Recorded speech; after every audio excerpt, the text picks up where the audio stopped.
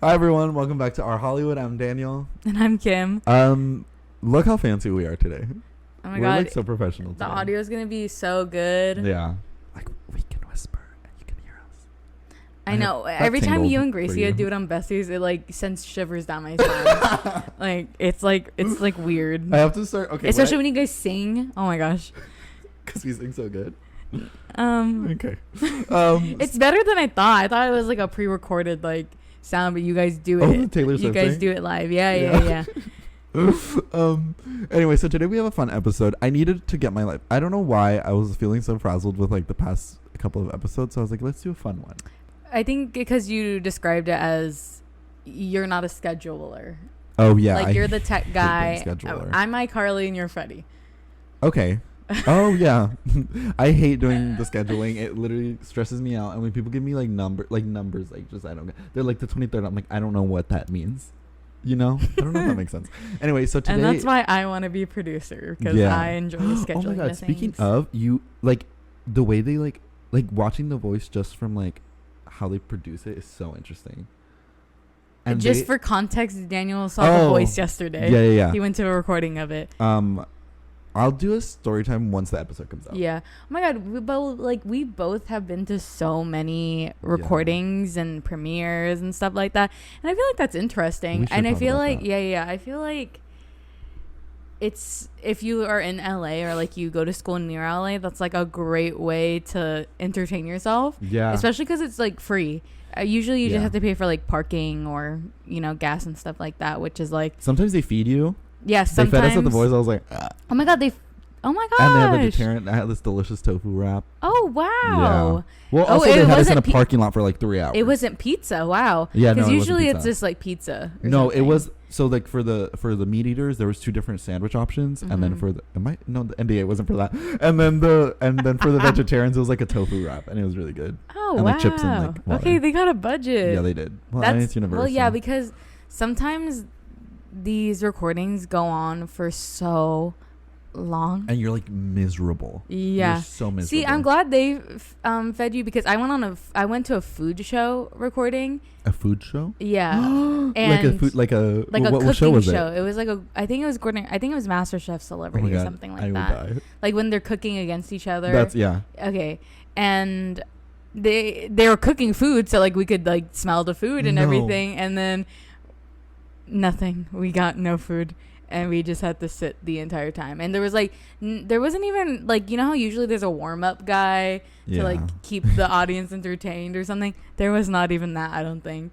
It was crazy. Yeah, and like we just kept on having to clap, and it was such a long day. Like I low-key forgot that this happened until you said that you went to The Voice, because it was on Universal. Yeah. And I was like, yeah, I don't think I can ever go to that one again. When I wouldn't even risk it, because the smell of meat makes me want to die. Oh yeah. But also like the warm-up guy sat next to me at The Voice. Oh really? So he was talking to me the entire time. I was like, was he nice though, or she? Yeah, he was nice, but I just like, it was just a bit much. Yeah. Because The Voice was 3 hours. Okay, have you ever been to a sitcom taping? No. I went to Mom, which was with Allison Janney and Anna Faris. This was before Anna Faris left, and I really like the novelty of it. I don't know. Sitcom seems to be so fun. Yeah. Yeah, because it's like it. Big Bang Theory. Have you ever seen the set like that? Like how the sets are like right next to each other. It was like that. That's so and cool. It was like. Wait, so if they're filming a scene in like the kitchen and you're like in front of the living room, can you see it? Yeah. Oh, okay. Yeah, because it's like tiered seating. Okay. And it's air conditioned, which is very nice. And it's just like, I feel like that's like a classic recording that I feel like everybody should experience. And like, yeah. Also, like, I think to some extent they were just shooting some scenes just for us, just so we can like see. And like I was just fully enthralled by how that worked, because I think working on a sitcom is like so interesting. And like it does become like kind of efficient in a way. Like it felt like very smooth. Yeah, The Voice, the most organized like of any of these events that I've ever been to, which like I guess makes sense because they do it like every week. Yeah, but like, and they've been doing it. How many seasons are they on? 21 seasons. Yeah, literally. Well, I can't. Yeah, that's crazy. But like, Oh for my example, gosh. a certain like late 20, night. it hasn't been on for 21 years. No. They Like do they like do two two seasons a year. Oh Oh my gosh. It's like okay, 2 the people seasons that and then work one there are goes on. secured. No, yeah. They're secured. Because it's not going to stop anytime soon. No. And honestly, like, I think seeing it in person is so much more fun. Because, like, for example, a certain late night talk show host, I think watching it on TV is, like, a lot more fun than watching it in person. No, watching the clips on YouTube. Yeah. Not even having to watch the monologue. No. Because I would just, yeah. like, every time Like, I've gone a couple times and it's just not.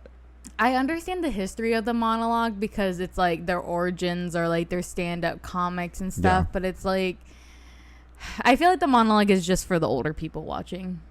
And some of them are like so like Lily Singh. I know she has a talk show or Not whatever. anymore. Oh my god, they It canceled. got canceled a while ago. Oh, I'm so sorry, Lily. Yeah, well, that's okay. She like revitalized her YouTube channel. She's doing that. Oh, now. that's good. That's good. Yeah. Okay, well then I think Drew Barrymore. One of the girlies. They like don't do the monologue. They like sing, and I was like, oh, it's Kelly Clarkson. It's not Drew Oh Barrymore. my gosh, she sings She like sings. a cover. Yeah. Oh my god, is that why she sang Driver's License? Yeah, probably. Because somebody asked Olivia Rodrigo like how she felt about Kelly Clarkson covering it, and I was like, when the hell did Kelly Clarkson cover I think Driver's that's so License? because like I like that. yeah, I love that. it's like in her own spin. And Kelly also the Kelly Clarkson show shoots on Universal, so she's just on Universal like all day probably. She's in her bag. Yeah, she is. She probably has a parking spot Oh, yeah. like designated like this is Oh Kelly. my gosh, I love Kelly Clarkson. I do. Yeah, I feel like she's just like a joy she to talk she's to. so funny. Every time I see her clips on like TikTok or YouTube or something, she's always like falling out of her seat because she's laughing so hard. Yeah. It's just like I feel like if any other talk show host, Jimmy Fallon, does that, I'm just kidding. It seems not genuine. Yeah, it seems like they're just like playing it up because they're a Yeah. comedian, but because Kelly Clarkson's like a singer, it's just kind of like It feels more natural. yeah. I haven't seen Drew Barrymore's talk show. I wonder how that. I haven't either. I like her, but like, is she? I feel like they're very opposite vibes, Kelly Clarkson. They Because are. Kelly Clarkson's like, I feel like very high energy, and Drew Barrymore gives me very much peaceful, like Yeah. nurturing. I do know because I follow her on Instagram. I know she does a thing where she like promotes like small businesses on the show. Like she's like, these are my products of the week. Or oh whatever. my gosh. It's like a mom talk show host. It seems like. Yeah, no, that's what I was thinking. Because I was Yeah. like, I don't think anybody our age watches the Drew Barrymore show. But I love that for her. I love that for her too. Oh my gosh, I want to do an episode on Drew Barrymore because she has such an. Oh my god, no! I wanted to do an episode on Comeback Kids. Did I ever put that on the No, list? you didn't. But Oh my God, I'm want down it, for both. Because like that, her, and then I guess Winona Ryder has like a later kind of comeback story, like Robert Downey Jr. Oh my like God, I just yes. think Let me those write that people down. are so interesting, and there's so many celebrities that have done that. There's someone on the document. Oh. Oh, I'm gonna add these to the bottom. I'll add them later. Drew Barrymore, Comeback Kids. I was gonna say something about Drew Barrymore, but I forgot. I love her. I Maybe love she's her. my favorite actress. Cause okay. Oh yeah, we need to explain what we're doing today. So today we're doing like a movie tag, and I took some questions from. I made up like maybe 3. Okay. And Which then well, that's fine. Doesn't matter. yeah, it doesn't matter. And then I took some questions from like TikTok people. I don't know if they're TikTokers. But they like made like movie tags on, you know, like remember like how tags were popular on YouTube? Love tags. Those were my favorite. Like boyfriend tag Yeah. or like BFF tag. BFF tag or stuff like that. Disco Papaya, and I love that. And then Love Tana that. would do like the ex-boyfriend tag. Sorry. Yeah. Oh yeah. So Disco Papaya and Film So Friend. cute. Thank you so much for your contributions to our podcast. Unwilling contributions. we kinda Yeah, just we took didn't them. ask. Yeah. It's okay. We give credit. Yeah, we beforehand. did. I also don't think it's like. I don't think it's that deep. Yeah, it's really not. So yeah, that's what we're gonna be doing today. But before we get into that, Did you watch anything this week? let me check my letterbox.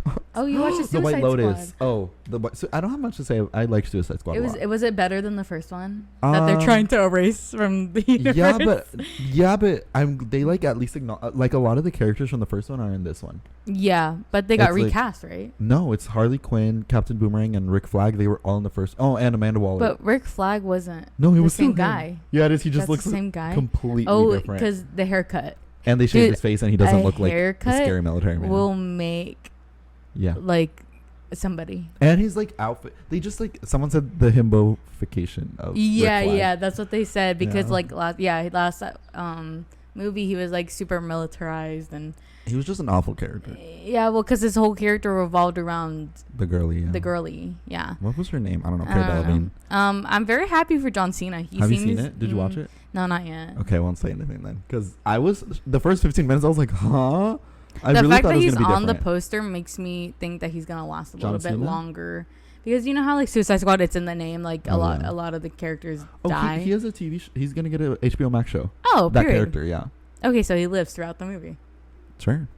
Oh, okay. Honestly, yeah, that doesn't mean he lives. Like, yeah, no, it doesn't. Black Widow. Like yeah.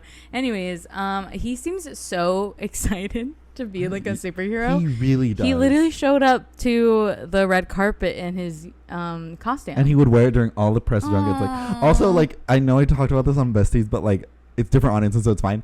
Because I'm just turning into a John Cena Stan account. He like has the most hours for Make-A-Wish ever. He's in the Guinness World Records for that. God, John Cena, he just seems like a decent guy. Yeah. You know, like I used to watch he used to Where this is so stupid. I used to watch Total Bellas on E! News, which is like a WWE. Yeah, you can know. If you know, you know. I don't want to really explain it, but basically, is WWE girls, and these ones were twins, and they're in the WWE. One of them was dating John Cena, and they gave him such a bad edit. They made him look so cold at times, like.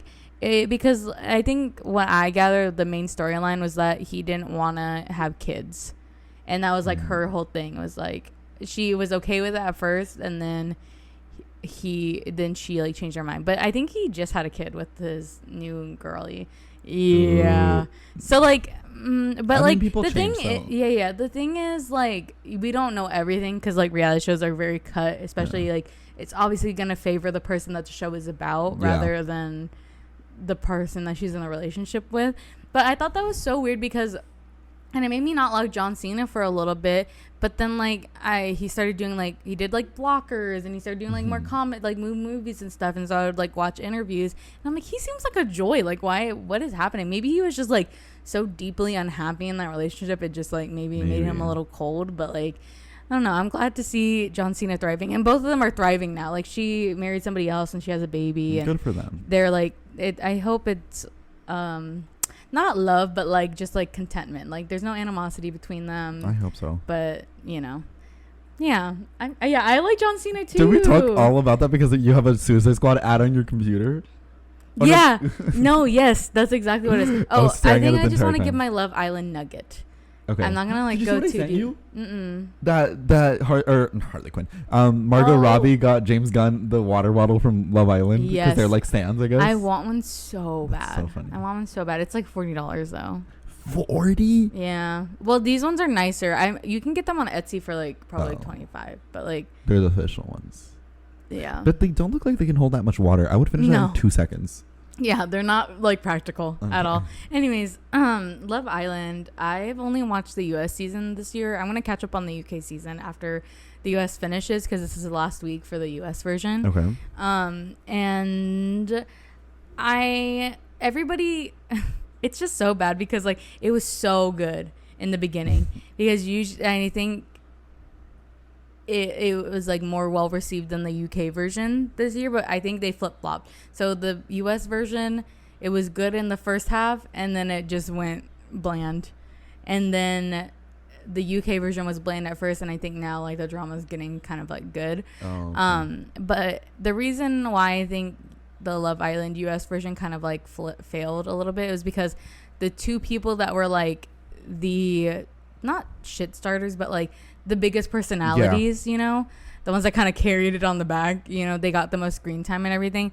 One of them, she was in a couple, and the guy, his sister passed away, so they had to leave and she left with him because like they were like their boyfriend and girlfriend. Yeah. And then Cash was like the darling of like the season, and she got voted off because the guy that she was in a couple with chose somebody else, and everybody hates him.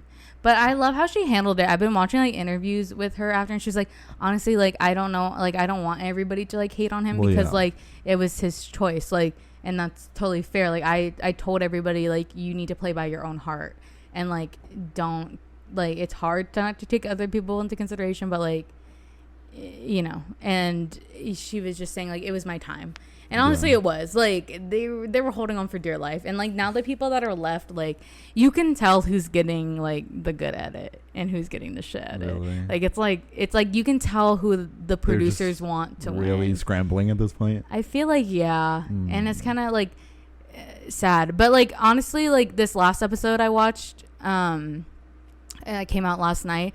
They got to meet each other's families, but they could only do it through like Zoom. And there was this one girl who's been there since the entire time, Olivia, and like I didn't really love her too much because like I feel like we didn't like really get to see a lot of her personality. It wasn't anything that she did. I think it was just like kind of the edit. Yeah. And then she talked to her mom, and they just had like a really deep conversation, and like the mom was just like, you are deserving of love, and like I know you came into this like a little broken, but like I'm so glad that you like found somebody that you like want to like kind of, I think they were kind of alluding that they like wanted to like have a life together, but they didn't like outright say it. And then like she started crying, and like I was just like, oh, I could like feel like that she was like hurt when she came in here, and like seeing her, like I was like, okay, that made me like her a lot more. Okay. So we love Olivia now. I was like, I didn't hate her. I was just like, like whatever. But I could like kind of resonate with that, like not feeling deserving of love. Okay, yeah. And she was like, I knew I was always deserving, but like knowing it and then feeling it and like experiencing it is like two different things. And I was like, ooh, okay. I was like, yeah, Olivia, you're right. And like I started crying with her. I was like, I felt that through the screen. And like I feel like whenever people have those moments on reality TV, it's just kind of like, like, not to be rude, but it's just like you don't feel like the emotion like so they don't feel genuine a lot of the time. Yes, but that's what I mean. Like it just kind of feels like, oh, like they're just crying. Yeah, because like obviously like that's kind of where anytime they cry during The Bachelor or whatever, it doesn't feel real. Yes, I'm like, you cannot be in love with this person. Exactly. I'm so sorry. Well, like that's coming from me. Yeah, like, I'm like after 2 weeks I'm like, oh my god, we're getting married. after like 3 days. And so like, but even on The Bachelor where they're like, you're the love of my life, and like blah blah, and they start sobbing in the limo. Yeah, because like, it happens every season. Yeah, and I think that's why I like Love Island more, is because like there very much is individual characters. You know, I don't love how they've edited some people, and I always like, I don't know why this season I just finally had like a conscience for some reason watching it and being like, I don't like how these people are getting edited. It's because of our Hollywood. Yes. It has ruined every time I watch anything. I'm like, I can watch nothing in peace anymore. Yeah, like when I was in film theory, I couldn't watch anything in peace, but like now this is like one of like a pillar of my life. So it's like, okay, well. But yeah, like some people's edits, I'm just like, I couldn't imagine like going home and watching this back and like being made to look out to be stupid. Honestly, I don't think I'd ever go to on reality TV because of that. Yeah, well, I definitely get painted especially because like, Love Island is like basically live. Like it, like the turnaround is so quick, and like people have like very strong opinions. Like it's like I'm on the Reddit, and I love Reddit. Oh my gosh, like people are ruthless. But you know, I think you just have to have tough skin if you're going on reality. I mean, they're like they don't have access to. Yeah, but then after, oh my gosh, I think I'm just thinking about one girl in particular, Kira. Like I just feel for her because I can see kind of like, because the whole thing this last episode was like her dad said something like kind of like, it would hurt my feelings if my dad said that. What did he say? He was just because Will is the guy that she's coupled up with. They were meeting the family. Yeah. Okay. And Will, and so there's the thing called Casa Amor, which is kind of like where everybody gets like tested on if their relationship. They like the people that are in couples get separated, and they bring in like 5 new guys and 5 new girls, and then Will, this girl, and him like kind of like hit it off, and like they kissed and stuff, and but he ended up picking Kira over the girl, like when they coupled up again. But then everybody was just kind of like, seems a little suspect. Like, why did his head turn so quickly? Blah, blah, blah. But I'm like, also, we have never, like, the way that this is formulated, we have never been in a situation like that. And also, like, they were playing a game, and they only knew each other for 3 weeks before they went to Casa Amor. And I'm like, I understand that it's quote unquote, like, faster in there, like how you bond and stuff because you're together all the time. But like 3 weeks, guys. But also, like, okay, I get what that means though, because like for example, let's say you're dating someone and you go on a date with them once a week. I just don't think they like communicated about like what their boundaries were in the relationship. That doesn't make sense. And obviously, if they're gonna have a monodrama, they're gonna edit it to be like the most dramatic it could possibly be. Like obviously. So I mean, I'm not on Will's side. I definitely am like, I just want to take it all with a grain of salt because I don't know. We don't really know what actually happened. So, well, we'll see. Who knows? I don't know if they're gonna last though, just because like I feel like now there's like so many trust issues that are getting brought up. Oh, the dad was I was like, hello. The dad was like, is Will like 50-50 or is he like 70-30 like on the relationship, like if he's gonna stay in it? I was like, ooh, that is something like I feel like my dad would say. Oh. Dads just like have no filter. My dad would probably say that too. But like I like felt why she got so sad. Like the way they edited it though, I felt so bad because she went to go cry behind like the stairs, and they were literally they were like going back and forth from her like crying to like Will being like, yeah, like I had a great time talking to her parents and like my family loves her, and then she was like crying behind the stairs, and I was like, oh, they're just like fuck Will and Kira at this point, and I feel bad for that because we don't know how long she was like crying for because they repeat clips. Like they could take like she could have taken like a 20-second beat and they elongated it. Like we don't know how long she, and that's how the episode ended, like a good solid chunk of that intercutting, and I was like, oh gosh, I haven't even gone on Reddit to see what they said about it because I'm like, I know they're gonna be ruthless. No. Yeah. Anyways, that transition. That was my Love Island corner. Okay, Kim's Love Island corner. Okay, so we have a fun little quiz today. It's called "Which 2000s teen drama trope are you?" It's like, what website is this? You quiz. Okay, how did you find this? I think one of my mutuals on TikTok took it. Oh, okay. And I was like, oh my god, fun. Let's guess. This has nothing to do with really what we're going to talk about today. Are we going to talk about any 2000s? Oh, probably. Teens? Yeah, so I think we're fine. What trope do you think you are before we start? I don't even know what the options are. I mean, okay, I think I'll be like... Okay, stereotypes. I'm going to get Mean Girl, I feel. That's what I was going to say. I was going to be like Blair Waldorf type, or I'm going to get like the super bubbly, like cutie girl. It's like there's no in between because those two are definitely a part of my personality. Oh my god, I'm gonna get comic relief side character. That's definitely what I'm gonna get. I don't know how this is structured though. Anyways, it depends on the questions too. Like if they don't give me options, like who knows? This looks so detailed already though. Okay, question 1 of 8. What are your thoughts on school? School is my catwalk. Many people look up to me, and some even want to be me. TBH, I don't really care about grades. I'm usually fashionably late, and I ditch class a lot. I'd rather be shopping. I'm more into sports. I'm failing a couple subjects. I can usually be found kissing someone or being sad. Oh my god. I love school, especially literature class. I'm in a lot of academic clubs. I always have a book in my hand. I'm gonna think about myself now and not in high school. Like we're not getting the high school mentality, like what we were in high school. It's I feel like we should. No, you're right. Let's do now. Yeah. Okay. Because at our age, we could still play teens. And we could. Yeah. We could be on Riverdale as freshmen. Mm-hmm. Okay. I'm gonna say school is my catwalk. Okay. Some even want to beat me.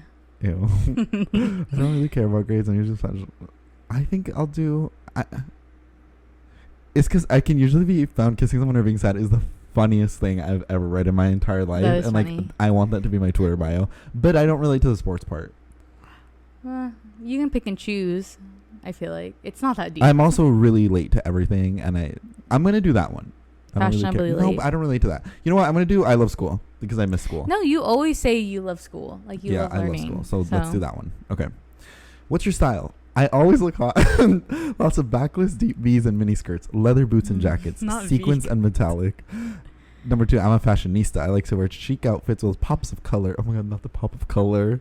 And designer handbags. I'm not afraid to accessorize. My outfits are iconic. Me. That's what I'm picking. Yeah, no, the pop of color. I was like, this is Kim. Something chill. I like blues and neutrals. I don't like to step out of the box too often, but I know how to pull a look when it's time. Preppy, I feel that's that you. one. Yeah. I don't even think we need to read. No, but I want to read it. Preppy Okay. but casual, cashmere sweaters and plaid skirts. I know how to style a Ralph Lauren Argyle sweater vest and how to rock a riding boot with some jeans. I'm definitely the second one. I mean, third one. A riding boot with some jeans was like the look though It when we were really in high was. school. That's so funny. Yeah, so I picked the third one.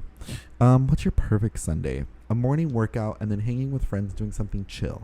A delicious breakfast and my favorite movie in the morning, a lunch date with my partner in the afternoon, and a relaxing self-care routine in the evening. That sounds okay. Waking up in my party dress, spending the day recovering with shopping, or studying and organizing my week, dinner with family. Ooh. I'm gonna pick the second one. Breakfast, movie. If I had a partner, I would probably want to get lunch with them. And then self-care. Yeah. I think I'm gonna do a morning workout and then hanging with my friends because that's but I wouldn't do that on Sunday, but like any other day of the week, that's probably what I'm doing. Yeah. So that's fine. I don't know why they picked Sunday for this. Favorite artist? Oh my god. Taylor Swift or Olivia Rodrigo, Harry Styles or Frank Ocean, Drake or Kanye, Lady Gaga or Britney Spears. That's really hard. I really enjoy all of these people. I'm picking Taylor Swift or Well, Olivia yeah. Rodrigo. It's a given. I feel like you give me Harry Styles or Frank Ocean vibes. Okay, I'll do that because I genuinely like all of them. Yeah. Yeah, no, this was just in terms of the combinations, I think. Yeah. Like which combination feels more like you. Trendy aesthetic. Okay, they really started giving up with these answers. Yeah. Like the first ones are paragraphs, and these are just like 2 letters. Trendy aesthetic you like. Dark academia, Y2K, green juice. I don't even know what that does is. mean? What is green juice girl? I don't know. Let me look it up real quick. Or coconut girl. Coconut girl is like Hawaiian patterns and like you live in Florida. This didn't clarify anything for like a workout like Oh, Instagram okay. girly. Oh, okay, that makes Wait, sense. what did you say coconut girl was? It's like if you lived in Florida in the early 2000s. Okay, I'm Like gonna do that dark type of vibe. academia. Yeah. And you definitely give me I'm gonna do me answer Y2K. for you. But it's pretty obvious, I think. Yeah. I'm like, damn, am I a walking stereotype or something? No, but Just kidding. your toxic trait. Oh god. Pushing good people away. Being very upset if something doesn't go my way and taking things too seriously. Being a pushover / not standing up for myself, or self-centered and careless. Oh gosh. This is rough. Okay, self-centered and careless. I don't think I'm self-centered and careless. I think I'm a pushover sometimes, but it's because I don't care. Like I just feel like a lot of things are not a big deal. Yeah. I'm gonna say, too far away from the mic. I'm gonna say the second one because I feel like sometimes I get wrapped up in like what I want. And then like I'll like take it too seriously. Me in digital media, me in any classroom setting, I take it way too seriously. That was like high school. Although the quiz is about high school, so I guess that still matters. Okay, if you could have, oh my god, okay, if you could have dinner with one of these people, who would you pick? Naomi Osaka, Kate Moss, Meghan Markle, Anna Wintour. I don't know how they picked these people. I'm gonna say Naomi Osaka. I feel like we would have the most to talk about. I want all the tea from Meghan Markle. I want to know everything. I feel like I would have absolutely nothing to say. I would be terrified to speak to Anna Wintour. She would give me a dirty look. Yeah, I think we would just be eating in silence. Yeah, yeah. And then Kate Moss, like, I don't. Again, like, I would be scared to talk to her. Naomi Osaka does seem like a fun person. Yeah, and like, I think we're like the same age, so. I just want the tea from Meghan Markle. That's literally it. She can bring Harry too. Finally, what's most important? Dude, have you ever listened to Harry speak? He did a podcast. I think I talked about it. He did a podcast with Dax Shepard and like Prince Harry. Yeah, you should listen to it. It's really Prince good. Harry went on Dax Shepard's podcast. Yeah, because he did that thing with Oprah. You know, the show. Right, yeah. So he was doing like press and like, oh my god, he's like a very amazing guy from like what I can gather. Like, it's not what you would think like a guy who grew up in a monarchy. Yeah, a monarchy would act like very down to earth guy. And you should listen to it. Like I was like, wow, maybe I have a crush on Prince Harry now. Crazy. Okay. Finally, what's most important to you? Success. If I don't accomplish my goals, I will fail myself. Oh my God. Love. I want to be loved and share my life with someone I can trust. Power. I want to be the most powerful person in the room. I'm a natural born leader that people can look up to. Happiness. I'm here for a good time, not a long time. Mine is happiness. Like happiness, yeah. Yeah, I don't care about anything like else. I think all of them are important, but like ultimately happiness is the most important. Yeah. Okay, wait. Did we get the same one? No, I don't think so. Oh my God, the pictures they picked. Okay, I'll go first. Yeah, we got different ones. Okay. Your result, quiet and charming. So the examples they have are Shay Mitchell in Pretty Little Liars. Who's this?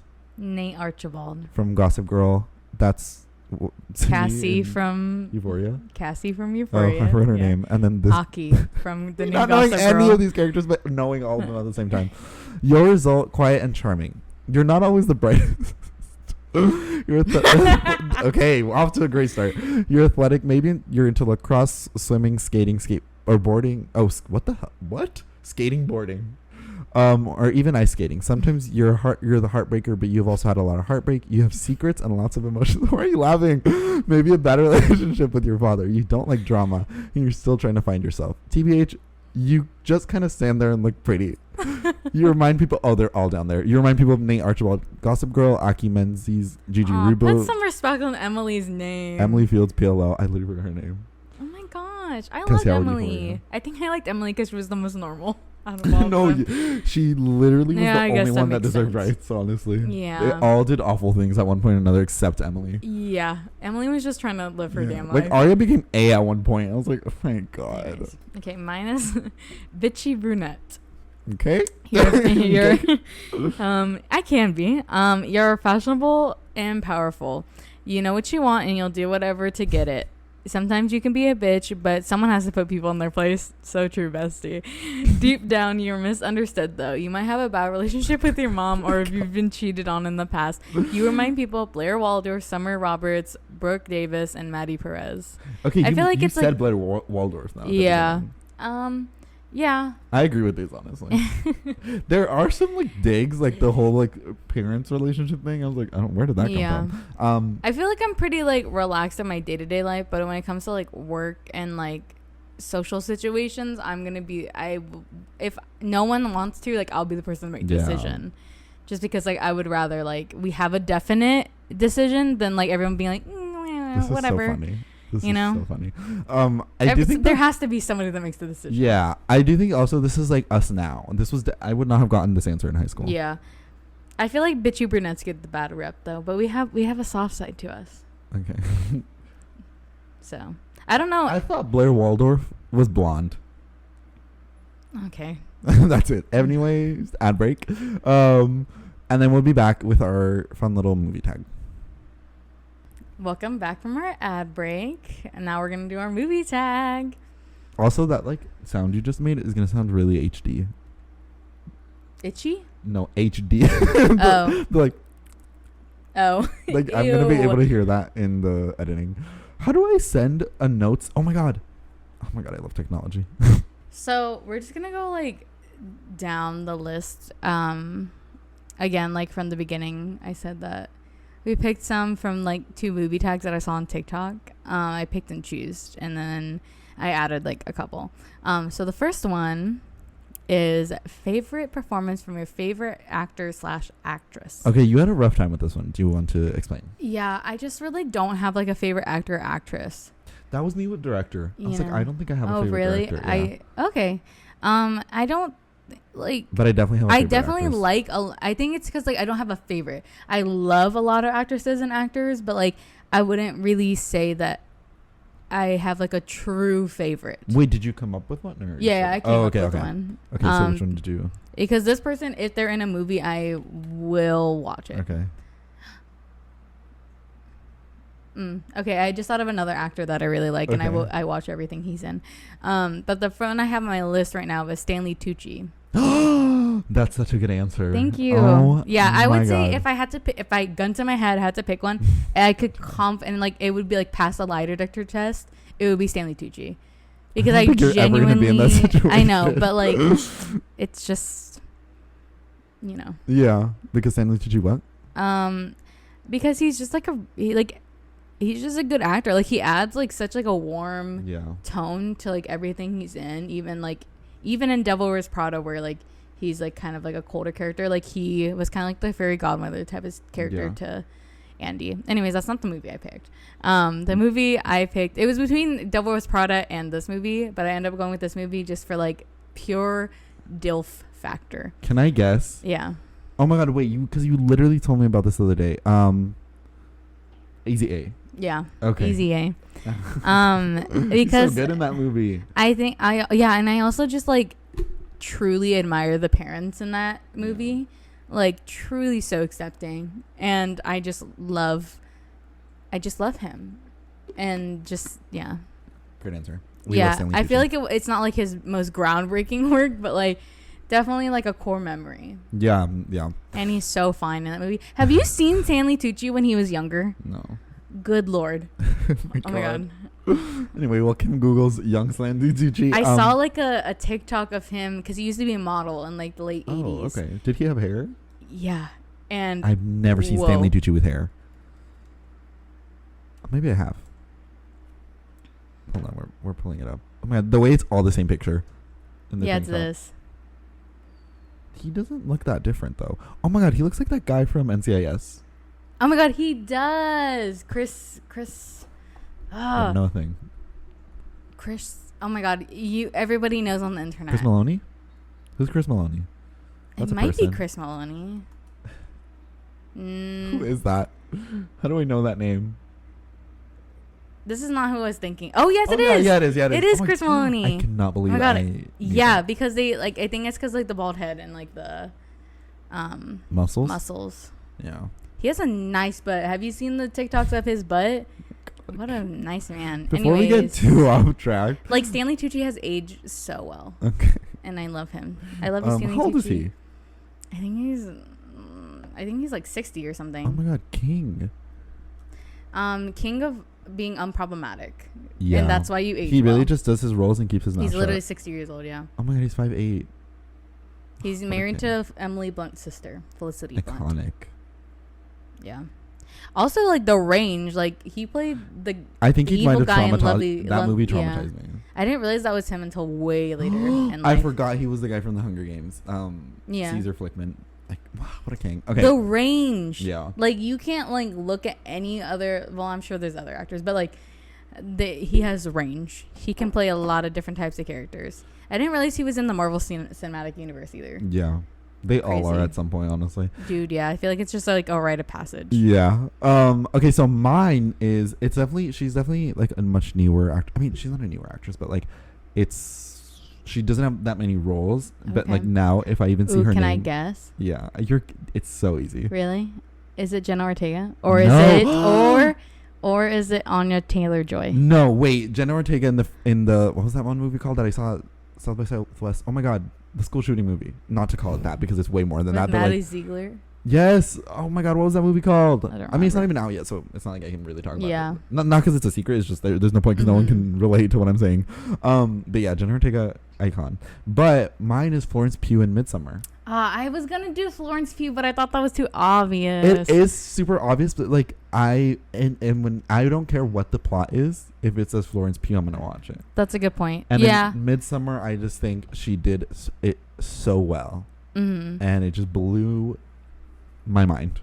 I don't have much to say to it. We've talked about Midsommar 1,000 times. I just love Florence Pugh. An actor that like I wish he was in more things, but the one that came to my head earlier was Rhiz Ahmed. I think he's a brilliant actor. I just don't think he like gets the amount of recognition he deserves. I feel like if he has a more icon, I don't feel like he has any iconic roles yet. No, I mean Venom was supposed to be, but it kind of flopped. Yeah. Like that was like I thought that was so. But I feel cool. The Sound of Metal was really good, and I feel like it got him in with like the Oscar kind of crowd to like take him as a serious actor. Wait, I'm changing my answer. So maybe. Okay. Wait, me actually changing it on the document? No, but I'm so sorry, Florence Pugh, but I'm actually gonna have to change it to Margot Robbie as Harley Quinn, because Margot Robbie is so good in everything, but in this most recent Suicide Squad, I was just like, Honestly, she's good in Tanya. She's Margot good in, Robbie is like a very incredible actress. Okay, I'm gonna switch it just because I feel like Florence Pugh isn't in that much yet, and whereas Margot Robbie has more of a slate of like completely different things. We definitely looked at these questions like a lot differently. Like you looked at like character. Yeah, and I looked at from like a writing perspective and like a production perspective. Oh my God, our minds. No, yeah. Yeah, that makes so much sense. I'm so sorry, Florence. I'll in a couple of years when you have more roles, we'll discuss again. But like, yeah, Margot Robbie does a very good job of like also doing respect to the people that she does her research. Yeah. Like, and she just loves what she does. Yes. Oh my God. Yeah, for sure. We're changing her from one white woman to another white woman. Anyways, movie from your favorite director. Okay, this one was hard for me for the same reason that the other one was hard for you. I don't think I have a favorite director because like. Dude, yeah, when you put the lens on like you're a writer and like I'm a producer, it makes like our tag it makes so much sense. Like that blew my mind what you just said. It's because for favorite director, like there are directors that I like they're like, for example, Alfred Hitchcock. I love a lot of the movies he does, but I don't really like him as a person. I didn't look at it like that. I was just like director objectively. Well, actually. No, because then Edgar Wright didn't do anything wrong. It's just like the character, like some of the people he cast in this movie just like that's not his fault. Yeah, it's like because like for the reason I didn't pick an Alfred Hitchcock movie was because like I don't like how he treated some of the actors. Yeah, from what I've heard, I don't know if it's true or not, but like, and then the other one was gonna be Wes Craven, but I don't like all of his body of work. Okay. So and this is such a new director, but like looking at the body of work that we do have so far. Okay, who? Ari Aster? No. Oh my God, no! But I feel like you like it. Like the reason I didn't pick Ari Aster is because I've only seen him do horror, but this director has a little bit more range. Okay. So I picked Knives Out from Rian Johnson. Oh. Also from a writing perspective, kind of. Yeah, dude. Because he did my favorite Star Wars movie and then like a murder mystery. Like, are you kidding me? That's my dream career. He's a great writer and director. Yeah. And I feel like Knives Out really proved to people because like all the Star Wars like nerds were like hating on him because of The Last Jedi. But I was like, guys, this movie is like the best Star Wars movie ever. Yeah, and then, like, everybody's hating on it way too much. Yeah, and then when Knives Out came out, I think it proved like, yeah, he's a good writer. You guys are just annoying. So like I think that's why I'm so excited to see whatever he does next. And he just seems like a joy to be around. Like genuinely like cares about what he's doing. Like he doesn't think he's like better than everybody. Like I feel like it's a very happy set. I can only imagine. Oh my God, yeah. I would imagine if what's his name wants to work with you again. Who's the guy that plays Ben LeBlanc? What's his name? Oh, James Bond. Well, they're doing another one. Yeah, I know, because he hates like James Bond movies, and I feel like he's very I feel like he's very outspoken about like when he doesn't like something. But the fact that he's working with Rian Johnson again, I think speaks a lot. It looks like he has so much fun in this role. What is his name? I don't know. I'm sorry to that man. Craig. No, not Craig. Who's James Bond? Daniel Craig. Okay. See, okay. We got there, guys. Yeah, he seems like he had a lot of fun in Knives Out. It was like a little bit comedy. Yeah, exactly. Like I feel like it made Daniel Craig likable to a lot of people because like I feel like once you go like James Bond, it's like kind of like how do you take like a funny role after that? Yeah. So and the cast for Knives Out too. Oh my God. I'm so excited. Yeah. Do I wish there was like a little bit more diversity? Of course. Monet. Oh, I mean, I feel like they have like one black character per movie. Wait, Leslie Odom Jr., Jada Pinkett Smith. Oh, okay. Yeah. I only saw Jada Pinkett Jessica Henwick. I don't know who that is. Ethan Hawke. Yeah, the fact that Catherine Hahn is going to be it. And Kate Hudson. And Dave Bautista. Ooh, maybe Kate Hudson might be one of my favorite actresses. Yeah. Kate Hudson, I think, might be one of my favorite actresses. So also, I've heard that Janelle Monáe is going to play kind of like... Janelle Monáe is also a really good actress. She's like oh my God, the girlie from the other one that was like the hero, quote unquote. The protagonist. Oh my God, Janelle Monáe is supposed to be that role. Anna de Armas. Yeah. I don't know her name in the movie though. I don't remember. I know what you mean. Oh, period. I love Janelle Monáe, and I wish people would put more respect on her name. The fact that she can do everything: dance, sing, act, direct. Right. Literally everything.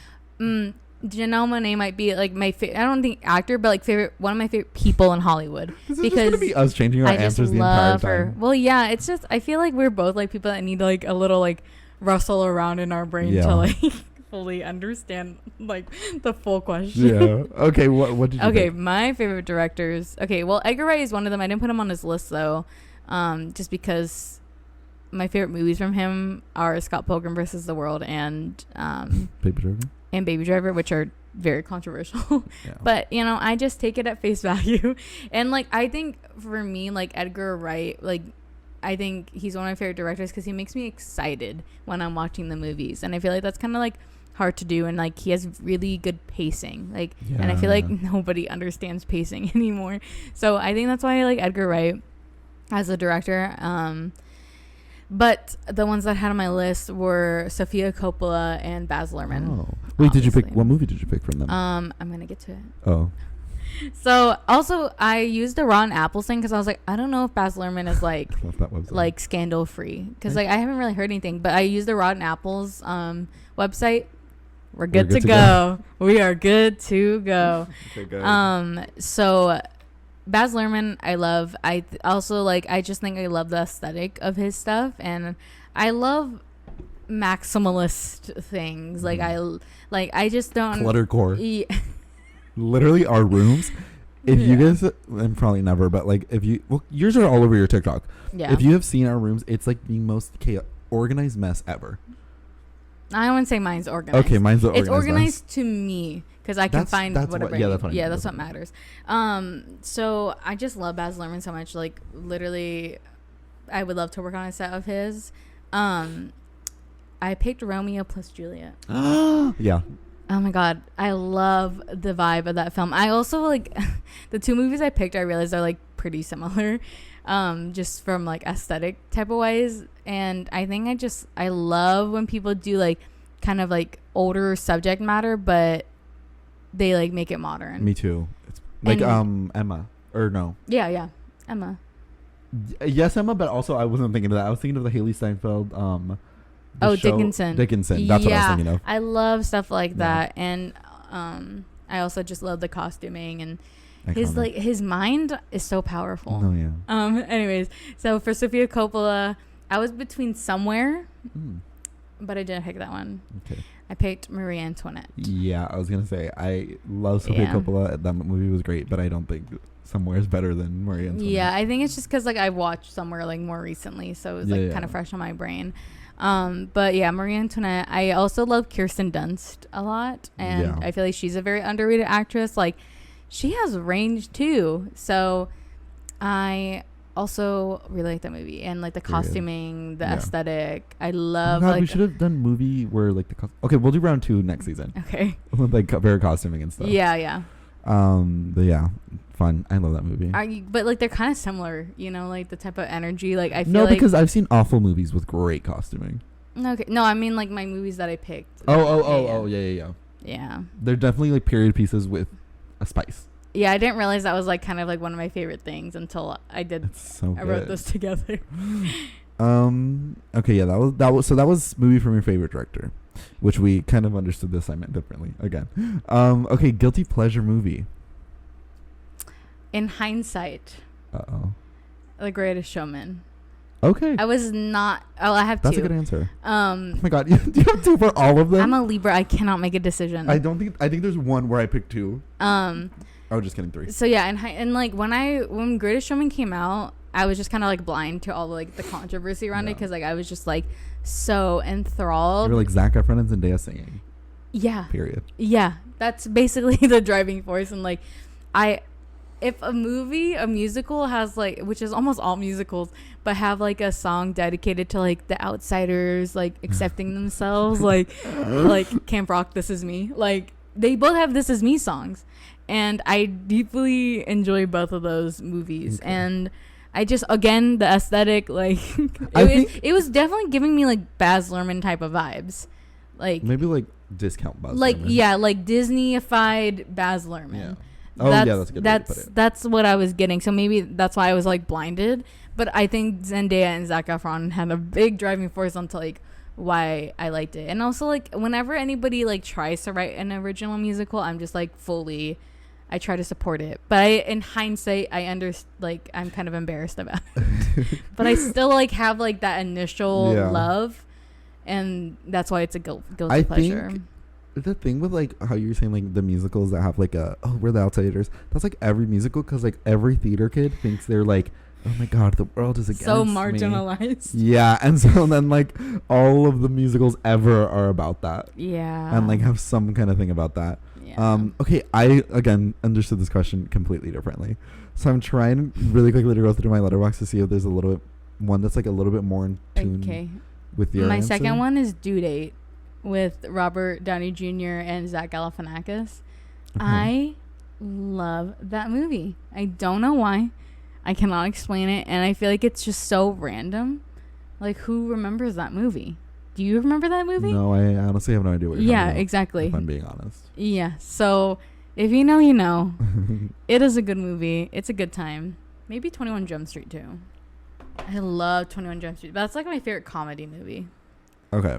So I originally had Little Shop of Horrors, but I feel like that's just a good movie, and I'm like, I feel the like way if you answered that like maybe 5 years ago, it would be a guilty pleasure movie, but I feel like now people really like have like, I'm not embarrassed about it, but it seems like what the question is like a movie that you're embarrassed to like. That's what a guilty pleasure is. Like, that's you're true. I don't feel guilty about it. Yeah. No, but I don't feel guilty about that one either. Hold on. My God. Okay, because I switched it to Birds of Prey because I feel like everyone hates that movie for no reason. Yeah. I absolutely love this movie. That's because I'm not embarrassed about liking any movie. That's the issue. Okay, well, I guess it just doesn't apply to you. Okay, I'm gonna go with Birds of Prey. I have a lot of guilty pleasures. Yeah, but I love Birds of Prey with my whole chest. But the reason we can call it a guilty pleasure. Well, maybe, yeah, I feel like you're not embarrassed about. No. Yeah, I've never really heard you. Say it with my whole chest. Yeah. I mean, maybe 90 Day Fiancé is the only thing that I'm embarrassed to be a fan of. Yeah, like, but that's a TV like show. I thought about it. Like, if somebody asked me if I like this movie, I would be like a little hesitant to be like, maybe. Yeah. Oh, okay. Like if a film bro asked me, I would never say Birds of Prey because I would be shut down right then and there. Even though it's a good. No, yes, I would. I feel like you don't care enough. I don't. Okay, whatever. Next one. Movie where everyone is hot. Yeah. Okay. You go. Ingrid Goes West. I had that, but then I was like, oh my God, I was gonna put that. Let me pull it but up I didn't. It's Aubrey Plaza, O'Shea Jackson Jr., Elizabeth Olsen, Wyatt Russell, Billy Magnuson, Palm Clemeth, she's Mantis. Underrated also. Everyone is just. Everyone is hot. Oh my God, I literally had that, but I was like, oh, it's too obvious. It is too. Well, like. And I think I put it somewhere else too. Okay. And I also thought like Wyatt Russell was like a hot take. It kind of is a hot take. But he is handsome. But it's like the whole as a whole. Like, you can't be the child of Kurt Russell and Goldie Hawn and be ugly. Yeah, like that's it's just option. You automatically have built-in hotness. Yeah. Okay, what did you? I don't have much to say. They're just the title. I had this one movie, but then this one guy in the cast ruins it. Oh my God. But it's like the same. The one I actually picked like is like same vibe. Literally, it's like the same movie. Everybody Wants Some. I have absolutely no idea. Google that cast. Google that. The person that ruins it is a person that we all hate. We do? Yes, and Blake Jenner. Oh my God. We hate him. Oh, I know what movie everyone this is. else is so hot. Zoe Deutsch again. Wyatt Russell is in this movie. I forgot.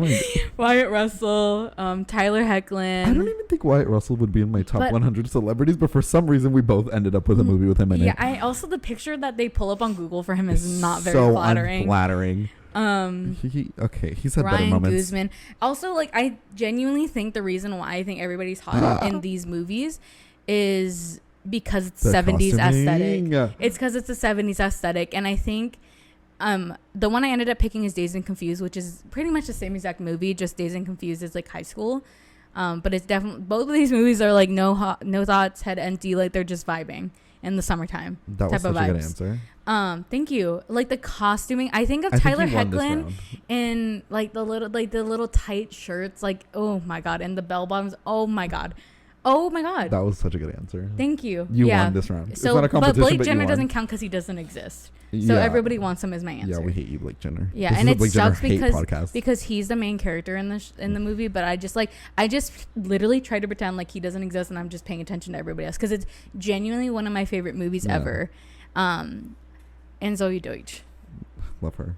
Love her. So Oh good. my god, she's gonna be like such a big star. Yeah. She's gonna kill it. I Okay. love her. Oh my god, did you know she's a nepotism kid? Who? From what? Where? Where'd I she come forget, from? but somebody. I'm Oh, not her mom. surprised. Her mom is an actress. I have no issues with nepotism. Yeah. I've said it before. Yeah. I don't care. Well, I think at first I was like, I think it's only if you're bad. Because like, okay, let's be honest. If we were in that position and our kids wanted to do it, we Oh would. yeah, So exactly. I I don't don't have. I feel like it's just like It's frustrating. debate. Yeah, it's frustrating for us Yeah. who don't have a path, but we just have to make our own path. Like, Yeah, it's frustrating for different reasons. it doesn't really affect how we. Yeah. You know. Exactly. It doesn't really affect us. Anyways, movie you can watch 100 times. But you put something longer, but also easy to type out the whole thing. What does it say? No, it's a movie you could watch 100 Oh, times. okay. I would put James Gunn's live action Scooby-Doo. I have seen that movie actually maybe 100 times. You already win this round. That movie. I didn't even think about that. It's so good. It doesn't. I never get bored of it. Because there's some movies when I rewatch, I'm like, oh, I hate this part. Or like, I don't really care about this part. Nothing I am misses. entertained the entire time. Yep. I will watch it as if I'm watching it for the first time and I don't know what happens. And the It's aesthetic. so good. The aesthetic, the cheesy 2000s, Oh my like gosh. colorful, like, oh my god, it's so good. I hope they let him do another You're one. wearing like a Spooky Island Yeah, no, that's earring. literally why, because it kind of looks like the It does. It really the does. thing. Skull Island. I love this movie. I really hope. Okay, James Gunn is kind of popping off right now. I feel like he got canceled for a little bit, but then like they were like, wait, why did we cancel him? And then they brought him back, and then he's like going off right now. And I genuinely think we will get another one. Really? I believe in I think I have to believe to keep on living. Well, but I like, feel like everyone's kind of down. everyone seems to be down. I love oh my god, I forgot his name. I was literally asking Matthew Lillard. Matthew Lillard. I asked him. I was like, "How hard do you think it'll be to get Matthew Lillard on the podcast?" I know. I feel like he's like a very nice guy. And yeah, oh my And God, like I love very him. down to earth. And Freddie Prinze Jr. and Sarah Michelle Gellar. they're married. They'll do it. Yeah. And then I wonder if oh my god, I forgot the name of the actress who plays Velma. I wonder if she would do it. I feel like She's still doing great. She's in Dead to Me. Yeah. So she's working. Linda Cardellini. Can't believe I forgot her name. Oh my god. Please, James Gunn, please, I'm begging you from the bottom of my heart. That'd be fun to like God, see them can when you they're imagine? older and stuff. And like that's the whole premise of the movie. It's Yeah, like to, the like, mystery gang as they're old. And they have to Aww. oh, I just got excited for a movie that doesn't exist. I love that. Okay, Okay. go Well, ahead. you already win, but mine is How to Lose a Guy in 10 Days. Okay. No, that's still a good answer though. Because it delivers on so many different aspects. Hot people. Comedy. Okay. Drama.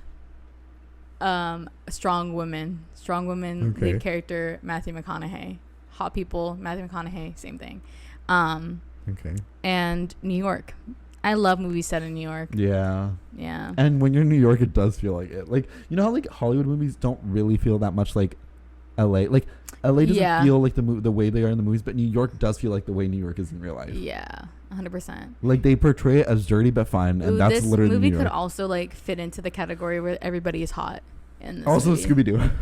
Oh my god, yeah. It was because There's it's like definitely actors. a correlation. Yeah, there. it's because there's. I mean, if you're an actor, you have to be at least somewhat attractive. That's true. Another one that I thought about putting into this was Oh wait, no. Wait. Hello? Oh, I also had Now You See Me and Everybody's Hot. Isla Fisher, Jesse Eisenberg, Woody Harrelson. Who's the other one? Dave Franco. That is a good answer too. They're all I just hot. don't think I could ever watch that movie again. Why? I just was like, eh. Oh my god, I was obsessed with it. It's a good movie, but I think it just was don't think I 'cause can watch it again. I think at one point Dave Franco was like It was one of the your it boy. phases. Oh yeah, Kim has phases, and Dave Franco was one of them. like deep phases, and I haven't been in a phase in a really long time. I think you're in your Love Island phase. Yeah. That's definitely the thing. Yeah, I go through phases like every other Yeah. month. So Okay. Movie hyperfixation vibes. Anyways, Movie you want to live in? you want me I to go? went first. You go first. Okay, Ella Enchanted.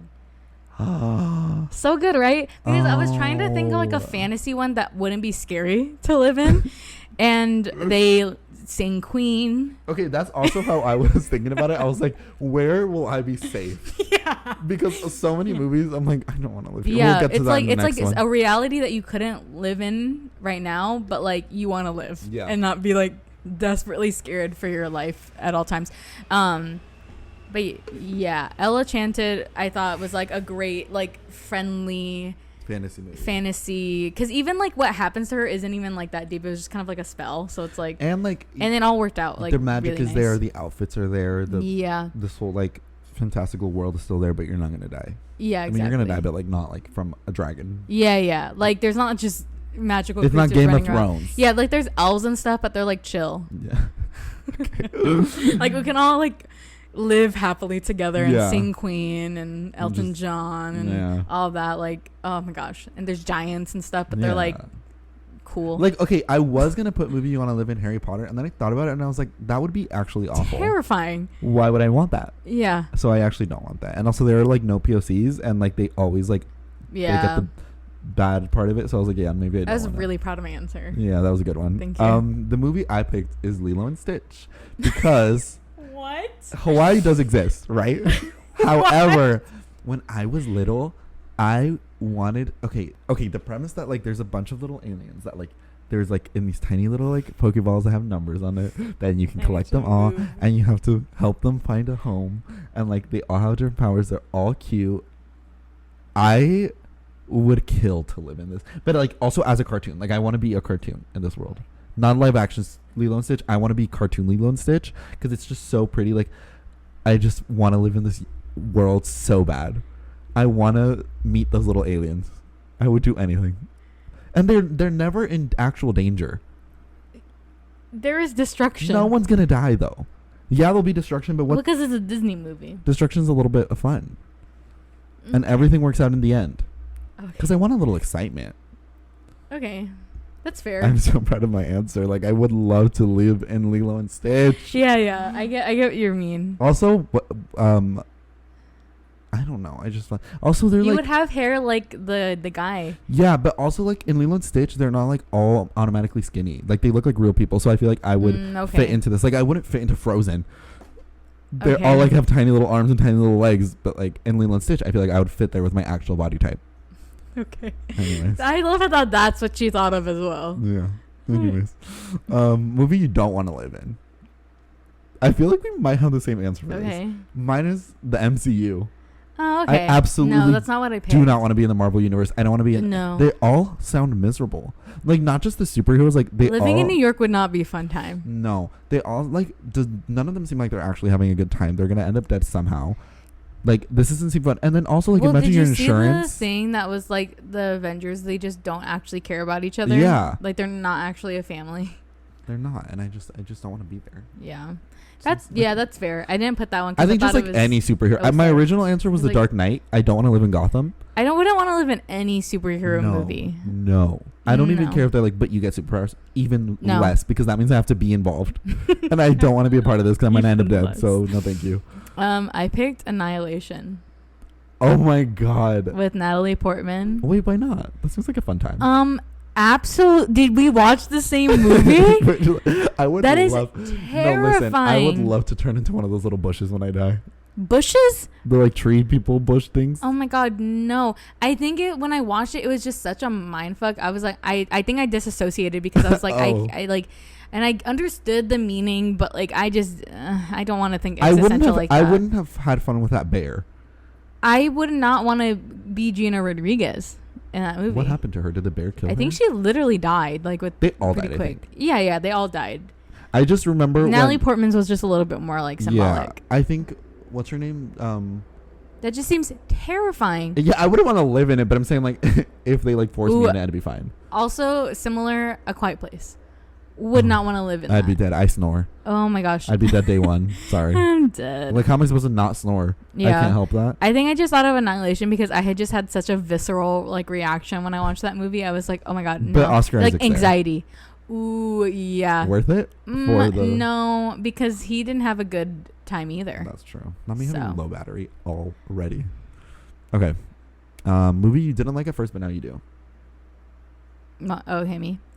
Waves, which is one of my favorite movies. You didn't like it at first? Okay, I didn't not like it. I just felt like a lot happened and I needed to like kind of process. Okay. Which I think was such a good reaction, especially for what the movie is about. Like, it is about like grief and like I I think like I kind of had to grieve the movie as well in a way. Like I really had to like think about it.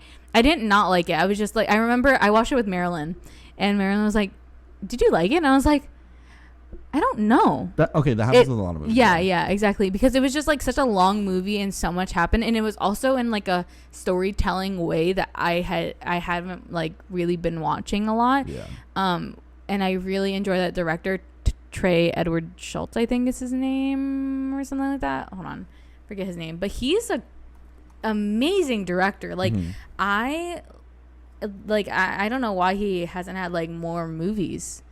What's his name? Oh yeah, Trey Edward Schultz. I did not like it. I was just like, I needed to process it, and now it's like one of my favorite movies. Okay, same with mine. Oh well, that was the whole point of the question. Okay, Cameron's dead, guys. If you're watching this, it just like died. I don't know why that happens when we record our Hollywood and not when we do Besties, but the camera's dead. So, dude, audio listeners, this is for you. It's okay. I feel like more people watch Besties. Yeah, and more people listen to our Hollywood anyway. So movie you didn't like at first, but do now. The Shining.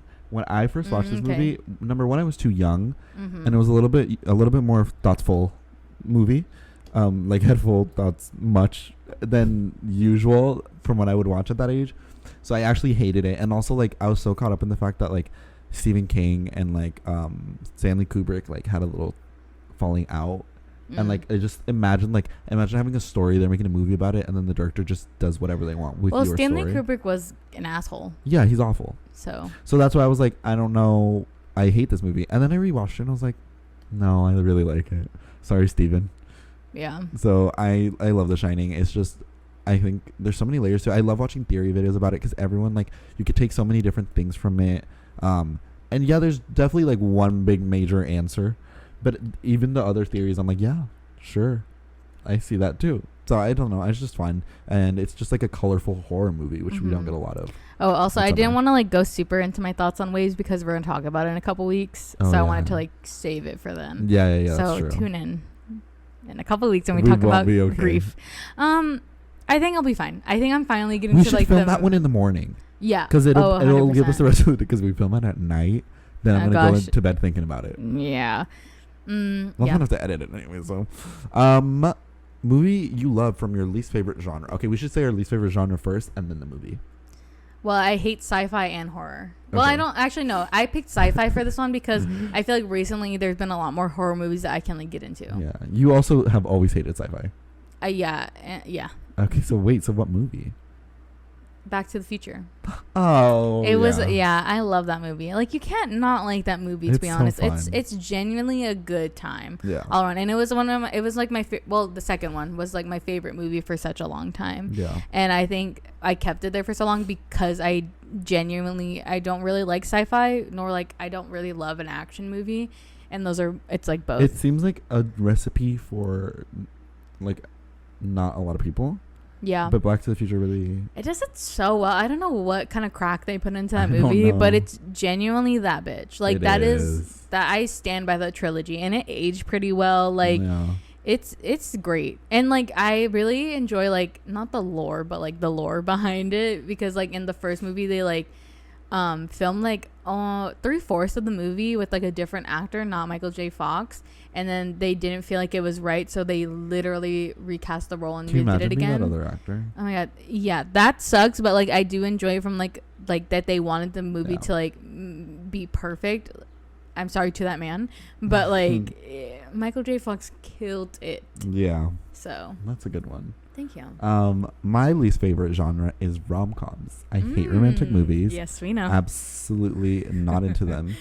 However, La La Land is one of my favorite movies. I don't know if that's like a rom-com. It's definitely the whole plot is about romance, but it's not just a comedy.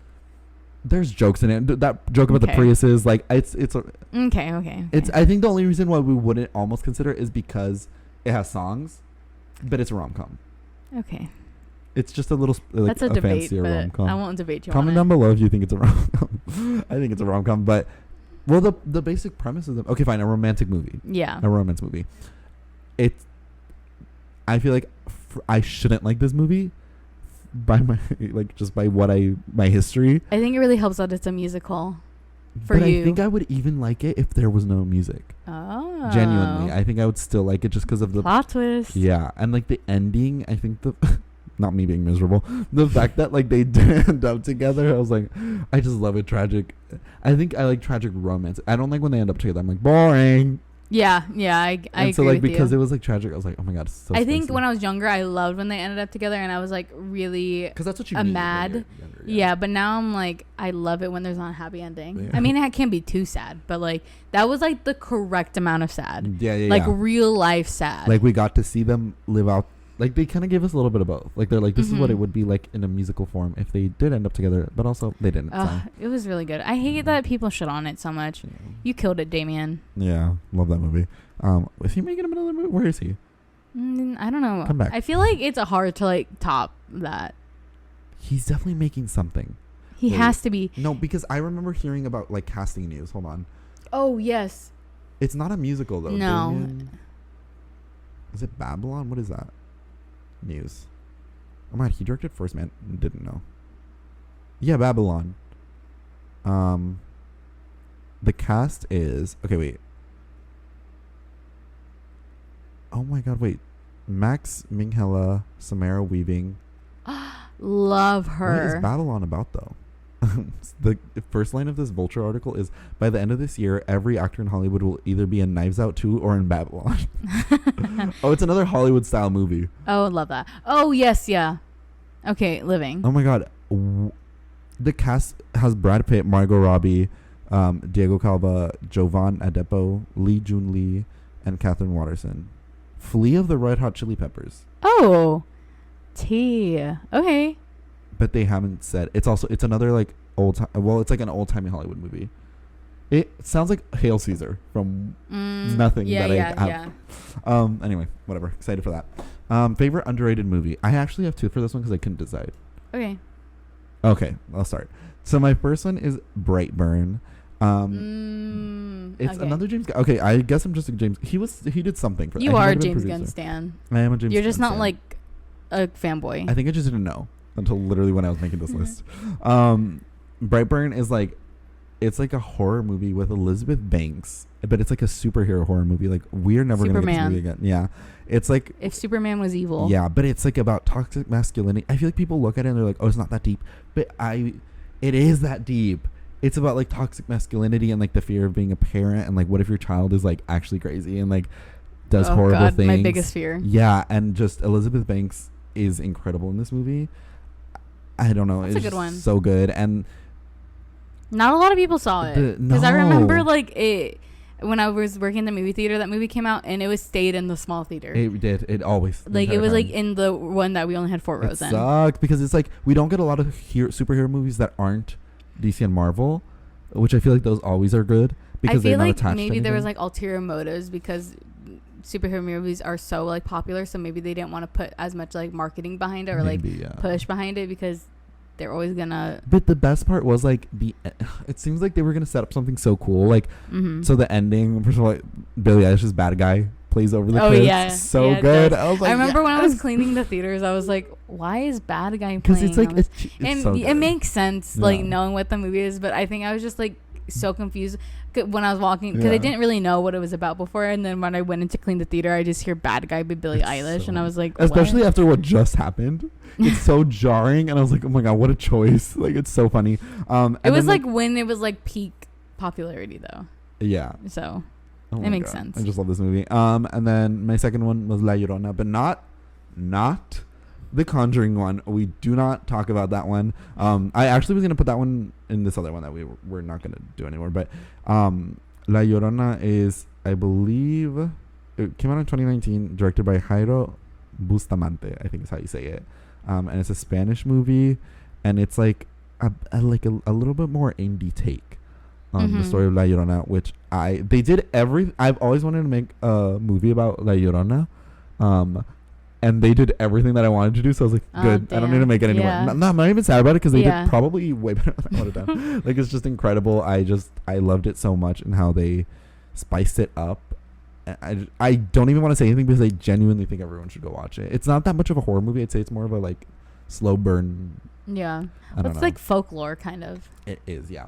not Taylor Swift, but like, you know what I mean. Yeah, it's so good. I picked. Well, okay, so I thought about this question like outside of like people that enjoy movies, like the general public, like no, everybody that I've talked to does not know what this movie is, and it's Ingrid Goes West. Okay, yeah. Like every time I mention to anybody that doesn't know anything about movies, they're like, "What is that?" It is underrated. Yeah, because it's like an indie movie. I genuinely think, especially if you enjoy social media or think influencers are interesting, but like you don't like how you don't like it necessarily. If you think influencers are interesting is a good way to say it. Yeah. Like maybe you're not like obsessed with influencers, but you think the concept of it is like interesting, which I do. I mean, I like influencers, but also I think it's like just interesting from like a social aspect. Yeah.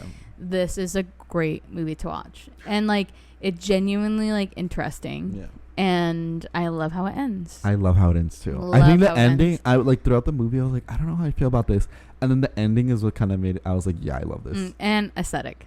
Yeah, it's like neon. Yeah, it's like Joshua Tree. Tree. It's like it. Yeah, a majority of the movie takes place in Joshua Tree, which is such a good place for this movie to. Yeah, it's just so good, and I think everybody. I'm literally gonna rewatch it. It's on needs Hulu. to watch it. Yeah, I rewatch it a lot. We've been talking about it like so much recently that I'm like, I need to rewatch it. I need it in my brain again. It's that bitch. It is. And like thinking about Aubrey Plaza and Elizabeth Olsen now, like the star power they both have, because I feel like when it came out, like.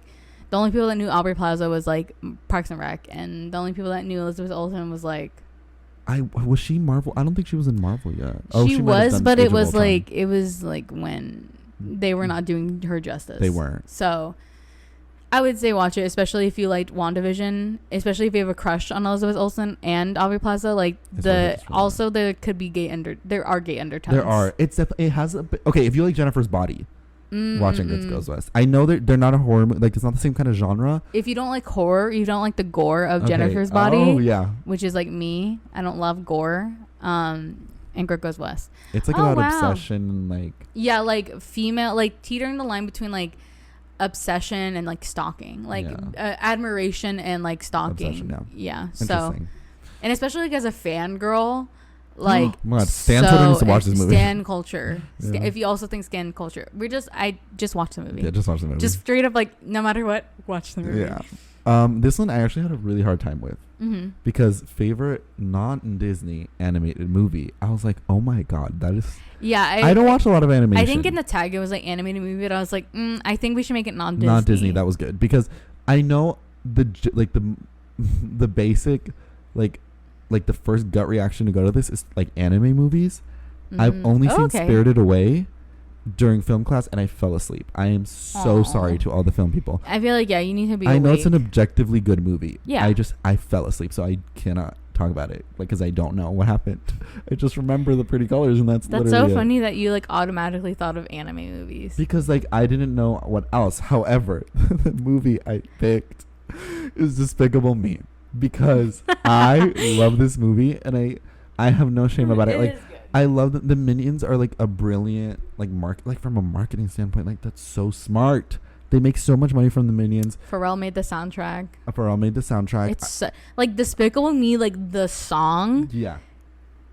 It stands alone. I tear up on the ride. What other ride can say that? I don't think I tear up on any other. On the ride? Yes, it's so sad because the girls thought that Gru forgot their birthday. Oh my God, me tearing up right now. They thought that Gru forgot their birthday. The only thing I remember is like the Minions running around. No, okay, I've been on this ride so many times. One of my every time you're literally tearing up. Yeah, because it's so sad. So the girls think that Gru forgot their birthday, and she makes him a little like mini Gru, and then but the whole point of the ride is that Gru is telling the Minions to keep them from finding out about the surprise birthday party. Oh yeah, that's cute.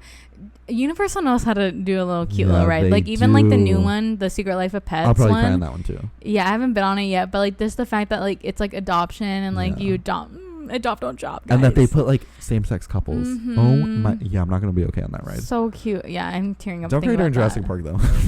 Yeah. Like the lower lot is like the male, like no tears, only action.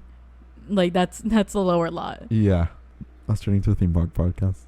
Okay, what movie did you pick? I love this movie. I picked again 2.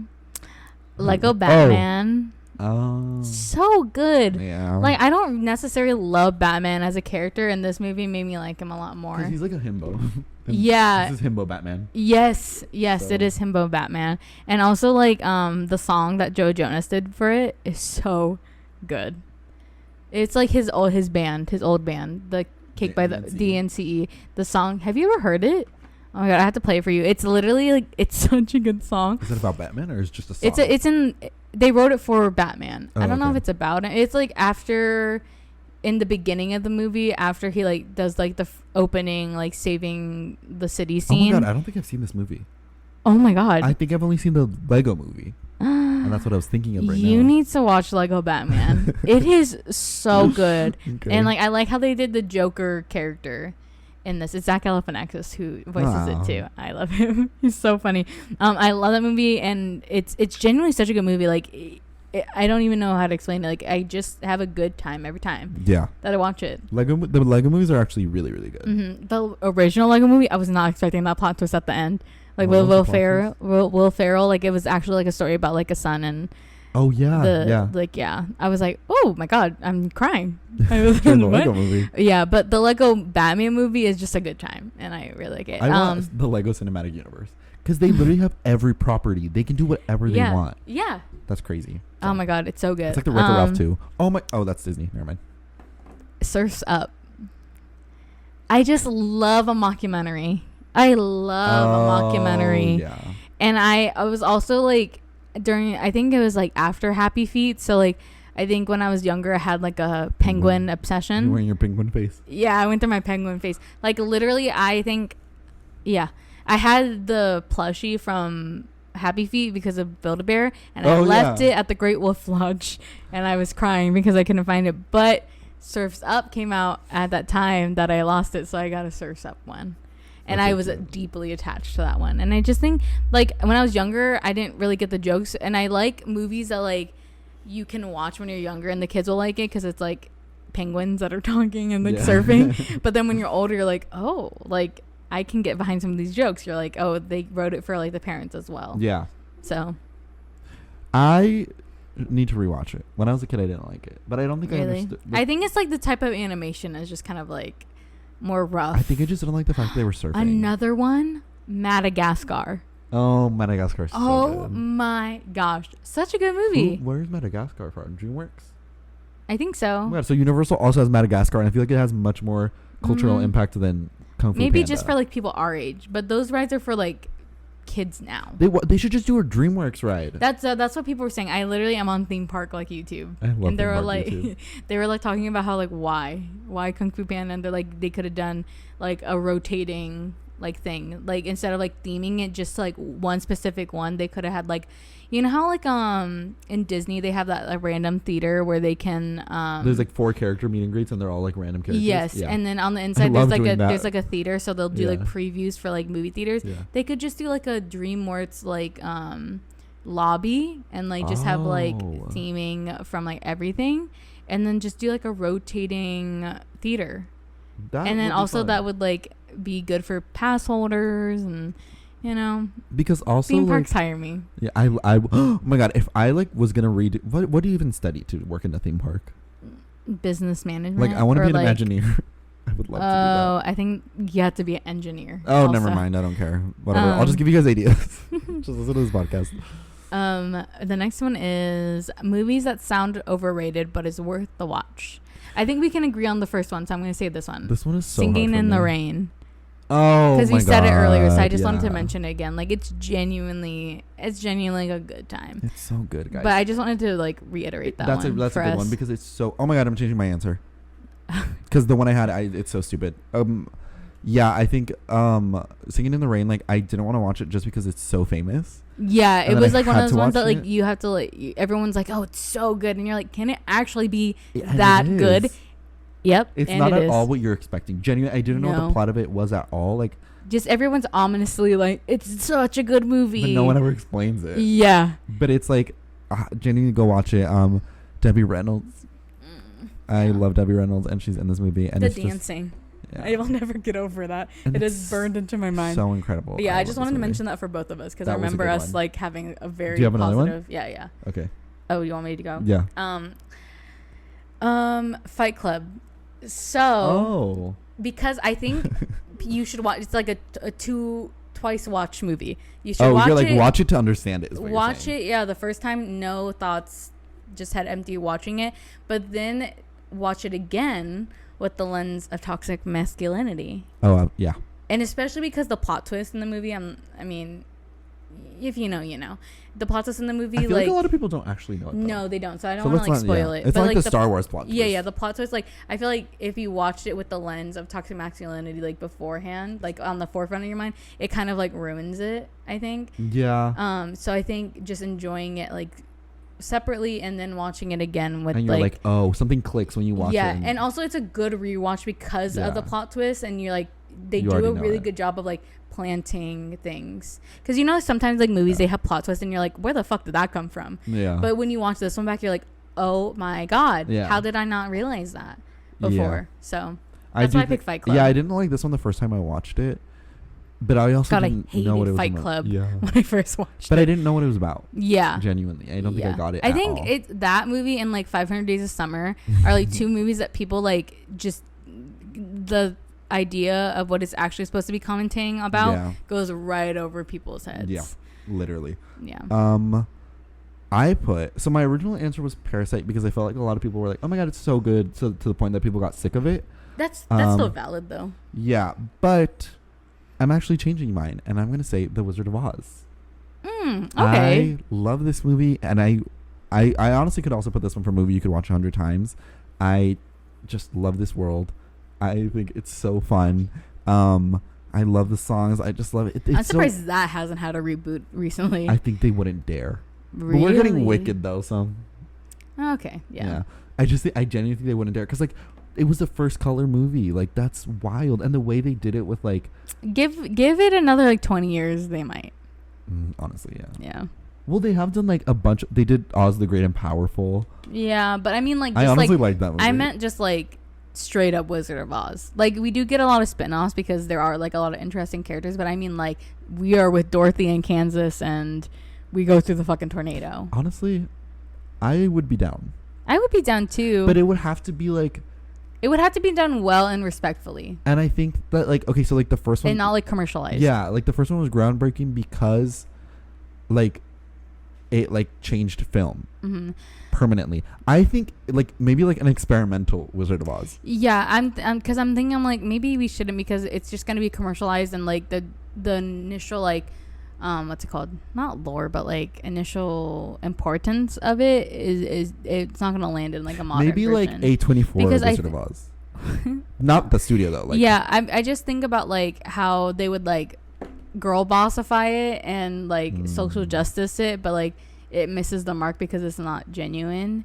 That does make sense. Because I think studios need to stop doing that, because it just like forcing upon that, like if it's not natural within the story, if you're trying to like really force it, it's not gonna land. You know, we love a girl boss, but like stop trying to force it if it's not meant to be girl boss. Yeah, I don't think the Wizard of Oz, because I think they could like definitely make, because Dorothy is like naive, that's like her whole thing, but I could totally see that they would girl bossify her. Maybe not. Yeah, you're right. In 20 years, let's do it again. But yeah, so watch The Wizard of Oz and Singing in the Rain. Movie you could watch again for the first time. Okay, I understood this as in movie you could watch again for the first time in theaters. Which I don't know. Yeah, I was just like, if I could go back into time, like I'd be watching it with the mindset that I had when I originally watched it. Okay. Like experience that again. Yes. Okay, cool. So which one did you pick? I picked the High School Musical movies. Oh my god, yeah. Especially the third one. The one in theaters? Yes. Yeah. Especially the third one. I remember the third one fun. I went to, but this was before like recliner seats were a thing. And we had like this one movie theater, and they had rolly chairs, and you would get food delivered to you before the movie. And you would sit in rolly chairs. Wait, what do you mean? Like office chairs? Like office chairs. Yeah. They would spin it. What do you mean? Yeah, like they were just like, it was like. Where was this? It was in Virginia. Were like actual just office chairs? Yes, it was like, but it was like on a table. Like they had like tiered seating, but it was like a long table. That's literally wild. It's so weird to think about it. Like in hindsight, but at the time it was like groundbreaking. But I would still do that right now. Oh yeah. That sounds so fun. But now I looked it up because I was talking about it with my mom. I was like, do you remember that? And like we looked it up, and now they're recliner seats, so it makes sense. But I thought it was such a, and like I just have I can't describe the smell of that theater, but like I deeply remember that smell. It was like super nostalgic. No, because they had like chicken tenders and like dirty carpet and greasy food. Yeah, yeah, but like it was like in the most endearing way possible. I feel like regal, like the not yeah, all but it Regals. wasn't popcorn forward. It was more like chicken tenders forward, tenders barbecue sauce forward. But maybe that's because that's what I would eat every time I was there. So. That, and also I remember High School Musical 2 because the first one blew my mind. And then the second one, like it was like you could like have a watch party for it. I remember we had a watch party at my friend's house, and we had a pool party. Like it was just like why don't people do that anymore? Like I don't know. Like I feel like it's so fun. Like when you're in elementary school and like you want, like I guess you could do it for Netflix nowadays. Like like kissing booth. That's what my friends did. They had a kissing booth like view party on Netflix, but it's not the same. No, it's like, but like there was like themed snacks and like goodie bags and. The last time I did that was. I'm gonna do that for my kids, because it was such a fun part. I definitely did it for something recently, but I don't remember what. But it wasn't that crazy. But yeah, I feel like we need those. Bring those back. Yeah. I feel like TikTok is maybe bringing them back. With like how people were like, this is in a different way. Yeah, like dressing up as different Harry Styles or like that's fun. A24 movies. Yeah. Oh my god, I'm glad we understood this question the same way. Maybe that because it's like people our age are doing those parties, so maybe everyone's just searching for that nostalgia factor again. We do love a theme party, Gen Z. Yeah, we do. Live for a theme. So mine also, it's again like because of the experience, and I picked Breaking Dawn Part 2 because. I like how we both picked franchises. Oh yeah, because they're just the most fun to watch because of the history. Fanfare. Yeah. And like I think when we went to movies, like it was so different than how movies are nowadays. Yeah. Like I hate to be like a movie purist, but like watching movies in theaters is such a different experience. It is. Watching it. Yeah. I don't even think you need to be a film major to like agree with that. It's just it's insane. It's so much fun. And like I will absolutely, and now that I know that like movie theaters, like at first, like years ago, I didn't know that movie theaters don't get the money from the movies, and so like that's now, why concessions are so expensive. I have no problem paying $12 for a bottle because I'm like I want to keep this place in business. Yeah. I'm like you need to stay here because if theaters go away, I don't know how I would. Yeah, like I remember the movie theater I worked at, it was like $14, and it's reclining seats, guys. Like it, like I think that's a good price. But also, it's like 24, however. A bit pushing it. They're often insane, but there's also like the little meals where it's like the kids one for like $7. It's like a little bit of popcorn and a little soda and like some gummies. Even that is like fun. Anyways, so I picked the Breaking Dawn Part 2 because it was the last one in the Twilight series. My mom had dragged me to every single one of these midnight screenings, like my whole family, my entire family, to watch these movies at midnight. We would line up at the AMC like maybe at like 2 p.m. And like get chairs like god awfully early. It was an event, and like not only that, but like all my friends' moms were there, so like I would just hang out with my friends while all the moms were talking and like the dads were talking, and we would just run around the little the outdoor mall. We would like chill in like Barnes and Noble if you needed to like have air conditioning. And then when you went inside, people are not going to experience that anymore because now you can pick seats. I hate that it's like 7 p.m. Like I like the convenience of picking seats, but like the like bonding experience. Also the rush, the running to get this good seats, insane. Like during the Hunger Games, I remember we would tell my brother because he was the fastest and he was just little. We'd be like running at the seats and lay across them, and he would do that. Oh my god, that's so fun. And then. Yeah, for Breaking Dawn Part 2, it was like the last Twilight movie. So everyone was super excited. Everyone was wearing their merch. And that one scene, the fight scene. Oh. That wasn't in the books. Yeah. That reaction was almost like the Endgame reactions. Like, insane. It definitely is. Because I remember I was so shook. I think my little brain was could not handle what was going on. And just like when the Volturi, I forgot his name, when he holds up the dad's head. Yeah. Poor Carlisle. I could not believe my eyes. Everyone was screaming. Like, it was insane. And it was opening night. It was like the first time anyone had ever seen this. It wasn't. And also like Twitter and social media wasn't a thing yet. So like there was no way for it to be leaked. Because like now, like you could see, I see leaks all the time for everything. Yeah, like I can't go on Twitter if I really want to like truly go in. Yeah, and I like I don't really go on Twitter anyways anymore, but yeah, but like even social, like sometimes on Instagram, like Entertainment Weekly, like my brother went, they were watching The Bachelor, and like he went on Instagram for 2 seconds, and the first picture was like who won or like whatever happened at the end of The Bachelor. He was so mad, and I was like, that's why I don't go on social media. Your when brother was so mad. Yeah, he was so upset. My brother's a Bachelor stan. Anyway, so yeah, I'm just really, I wish the big premieres would like that again, because like Endgame was exciting, but it didn't feel the same. Yeah, and I don't think we'll ever, because of how theaters have changed so much, I don't think we'll get this experience ever again. No, maybe in a different way. That's so sad. That is sad. Anyways, the last one we have is movie no one can convince you to watch. I just saw yours, so just say it. Okay, mine is Pulp Fiction. I don't care, guys. I'm so sorry. Like, I've tried to watch this movie so many times. I've seen other Quentin Tarantino stuff, and I like them. I cannot watch Pulp Fiction. Honestly, I'm okay with going to the grave not watching Pulp Fiction. That's fine.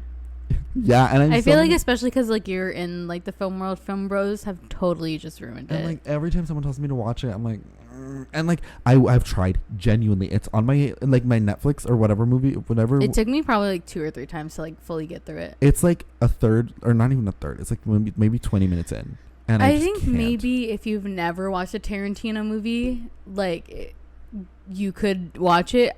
But if you've watched like another Tarantino movie and try to go back, it's kind of like it's not the same. I just don't think I could ever watch it. Yeah, that's fine. I'm so sorry. I feel like a lot of people would agree with you. Probably. Yeah. Mine is The Notebook. I've never watched The Notebook either. I've seen parts of it, but yeah, right. It's like one of those ones. It's like when it comes on the TV, and like no, because I'm just like. I it's weird though, because whenever it's like one of those movies that always come on cable, right? And you know, like when you're like waiting for your parents to get ready, it's just like what you put on or whatever. And I feel like I've seen the same 2 or 3 scenes over and over again, and I'm just like, I don't care enough to watch the whole thing. And I think and like hot take, I think there's a lot more romantic movies that are better. Sorry. I don't. I feel like that's like a really hot take, but I feel no emotion behind those words. That's so funny. We picked really. My friends were like, they literally hate that I don't want to watch it. I'm like, I just don't like. Every time they like try to get me to watch it, I'm like, I don't want to. Like, I much would rather watch something else. Because I feel like it's so plain. Like, I need a little drama. It's like white bread. I need a little like scenery. Like, I need it to be in New York or something. Like, they're like in the country. It's like it's a glorified Hallmark movie. Yeah. Hate to break it to y'all, but I feel like it's just too late. Like, it's how I feel about like Harry Potter. Like, I feel like I missed the train, and like I just have to like deal with that. But also, I think you'll still watch them all one day. So I don't know what's it. You're gonna end up with someone who like loves Harry Potter, and they're gonna force you to marathon them. I feel it in my bones. That's fine. Okay. I don't care. Yeah.